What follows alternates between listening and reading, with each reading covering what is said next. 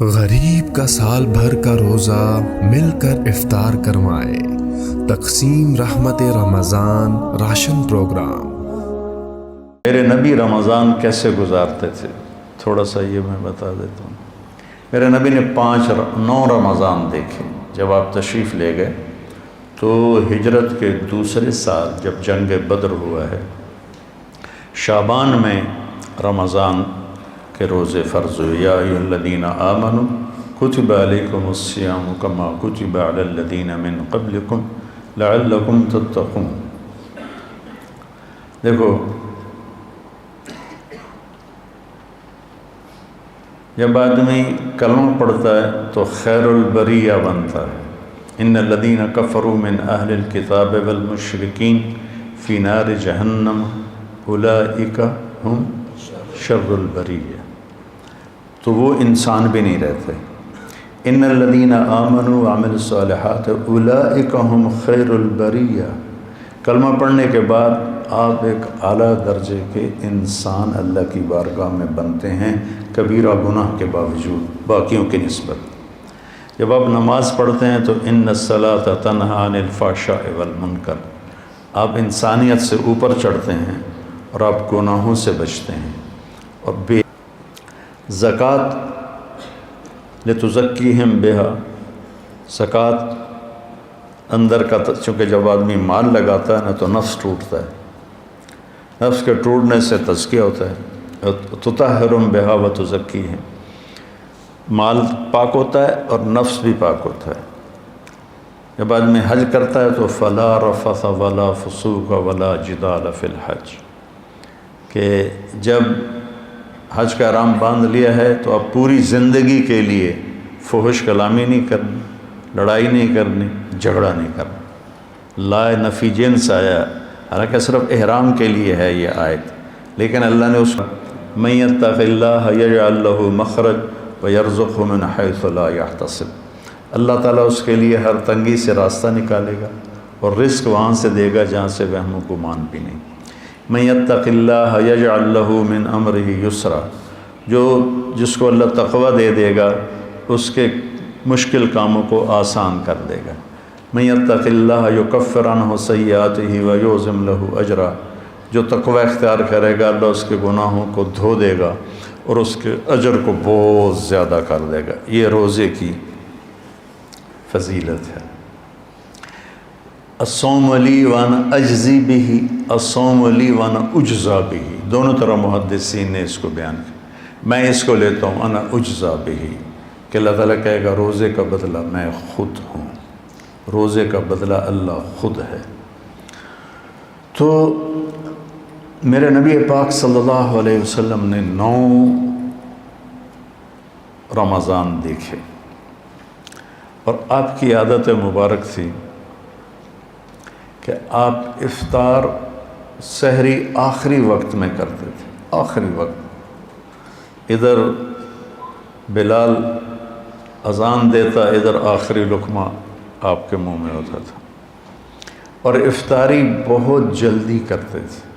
ایک آدمی چھت پہ کھڑا ہوتا تھا جب آپ مدینے میں ہوتے تھے، جب آپ سفر میں ہوتے تھے تو ایک آدمی پہاڑی پہ کھڑا ہوتا تھا، جو ہی سورج کا کنارہ ڈوبتا تھا تو ساتھ ہی وہ کہتا یا رسول اللہ غربت، تو آپ اسی وقت کھجور سے، پانی سے، دودھ کی لسی سے، ان 3 چیزوں سے آپ افطار فرمایا کرتے تھے۔ اور پھر اس کے بعد کوئی کھانے کی چیز ہوتی تو کھا لیتے تھے، ورنہ وہی کھجور ہی ان کا کھانا ہو جاتا تھا۔ ایک دفعہ آپ سحری کا کھانا کھا رہے تھے اور آپ کے ساتھ حضرت کعب بن عجرہ، مقداد بن اسود اور علی رضی اللہ تعالیٰ عنہ آپ کے ساتھ تھے۔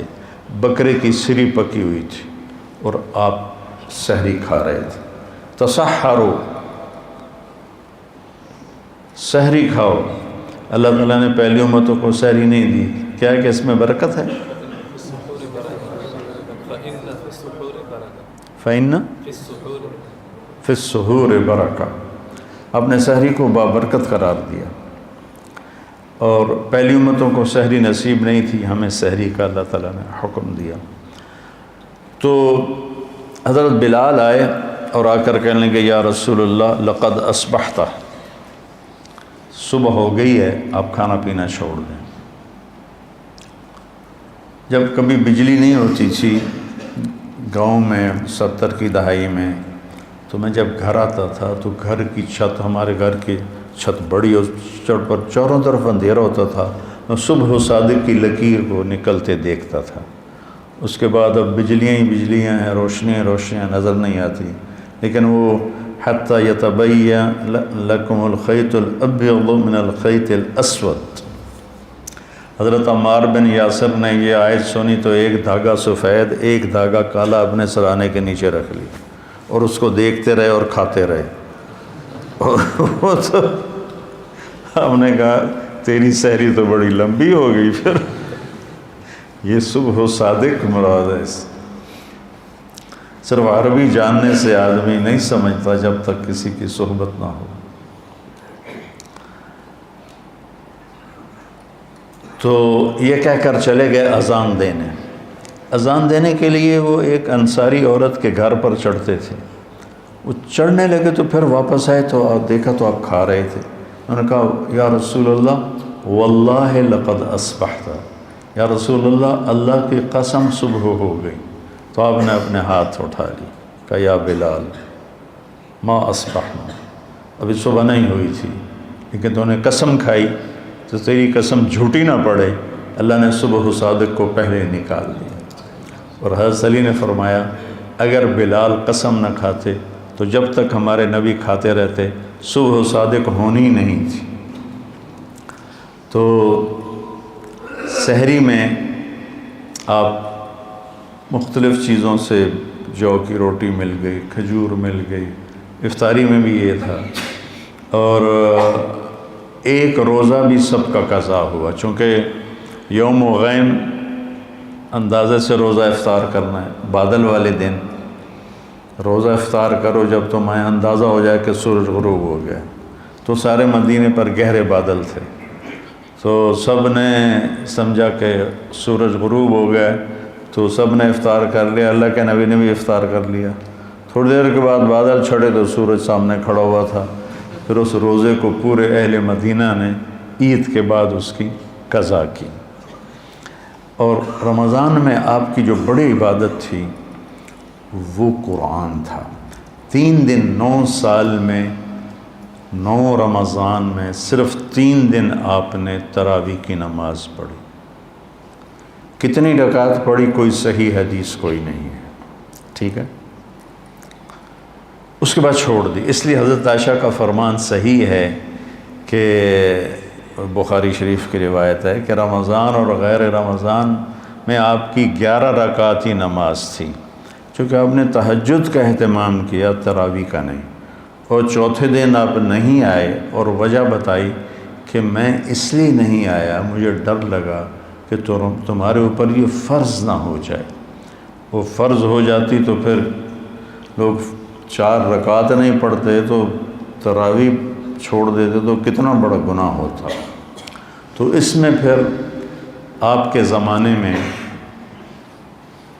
کوئی تعداد نہیں تھی، اور حفاظ الگ الگ کھڑے ہوتے تھے، اور اس جیسے یہاں ہو رہا ہے اہتمام، جیسے اب آپ الگ الگ سنا رہے ہیں، وہاں الگ الگ مسجدوں میں سناتے تھے۔ پھر ابوبکر صدیق رضی اللہ عنہ کا زمانہ آیا تو اس میں بھی اسی طرح چلتا رہا معاملہ بغیر تعداد کے تعین کے۔ عمر رضی اللہ عنہ کا اوائل جو تھا، شروع کا خلافت کا زمانہ، اس میں اسی طرح چلتا رہا۔ ایک دن آپ مسجد میں داخل ہوئے تو آپ نے دیکھا الگ الگ نماز پڑھ رہے تھے لوگ، تو آپ نے کہا کہ میں ان کو ایک امام پہ کیوں نہ جمع کر دوں، تو ابی بن کعب پر آپ نے سب کو جمع کیا اور 20 تراویح فرمایا، صحیح روایت۔ اور یہ بھی صحیح روایت ہے کہ آپ نے ابن الصائب، پہلے ان کا نام کیا یاد نہیں، ان کو 8 تراویح پڑھانے کا حکم دیا۔ تو اب اگر کوئی 8 پڑھتا ہے گنجائش ہے، لڑائی نہیں کرنی، 8 کا تو ثبوت ہی کوئی نہیں۔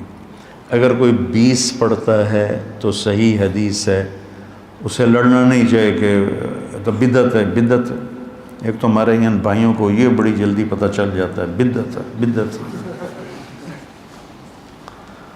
تو 20 کی روایت بھی حضرت عمر سے ہے اور 8 کی روایت بھی حضرت عمر سے ہے۔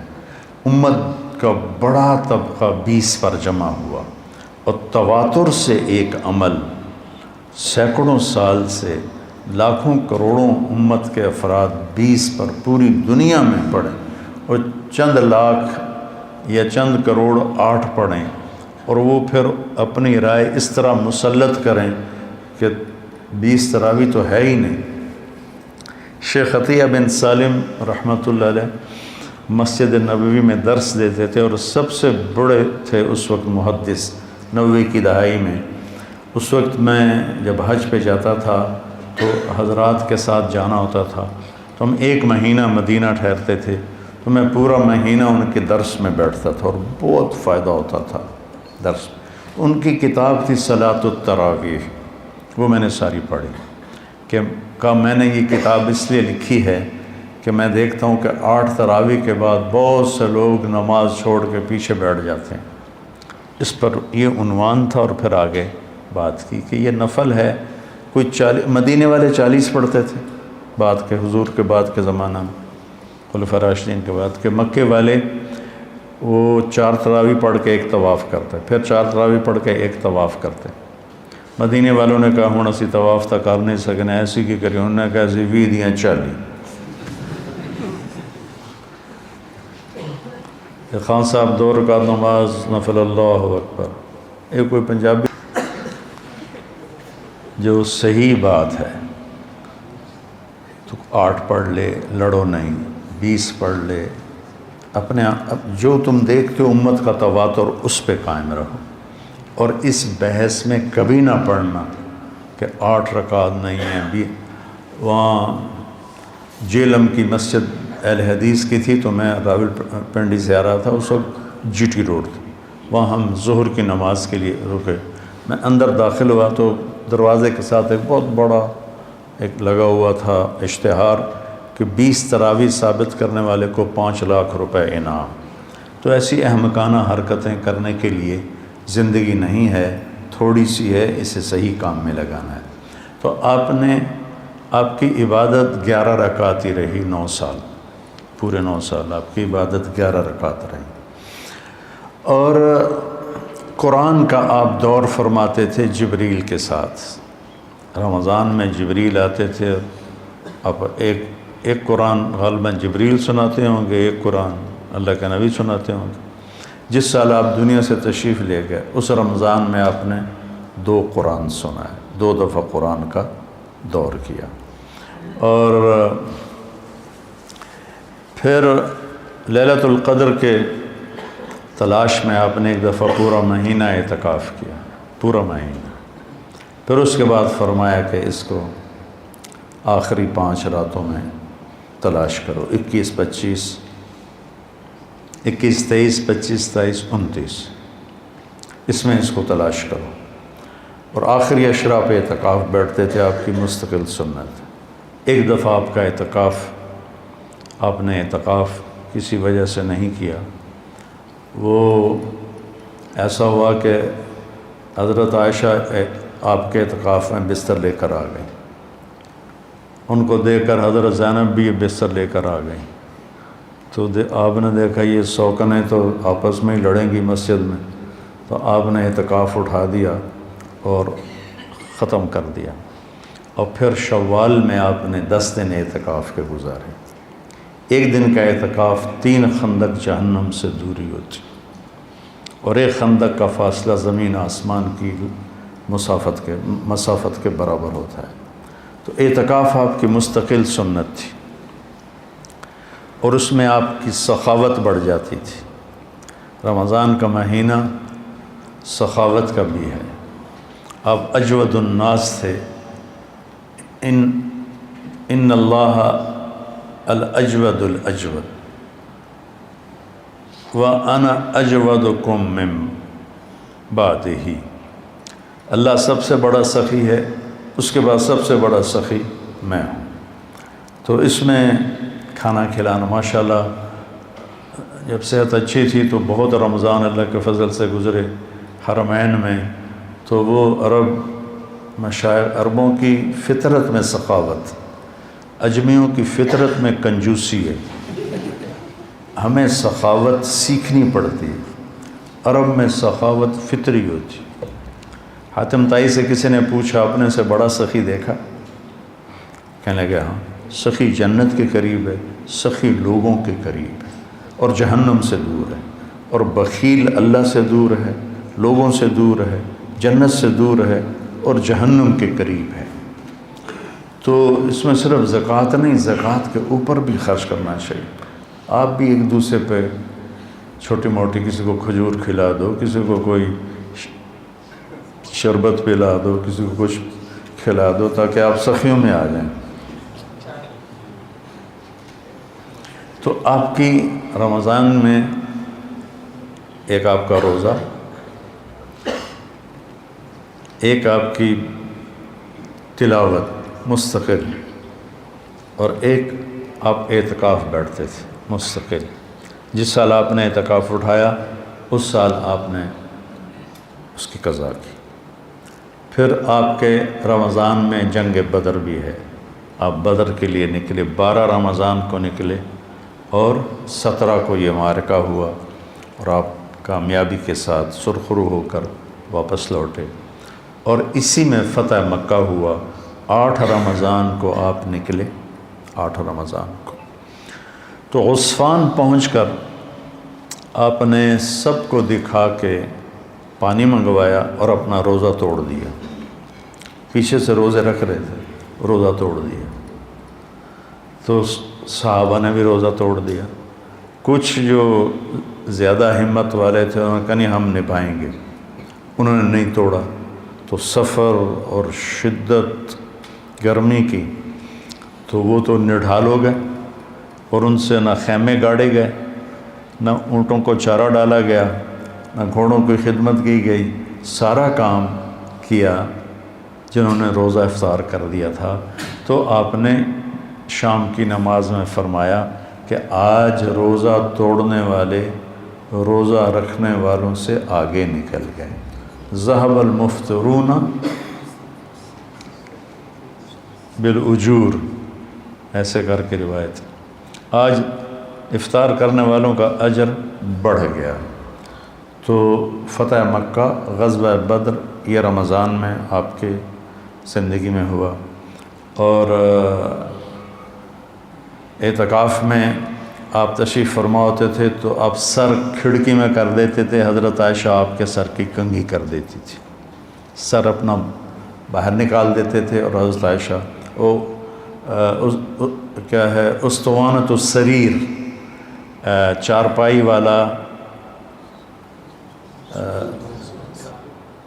کیا اس کو کہتے ہیں، ستون، وہاں آپ کے لیے چارپائی بچھائی جاتی تھی، آپ اس پر آرام فرماتے تھے.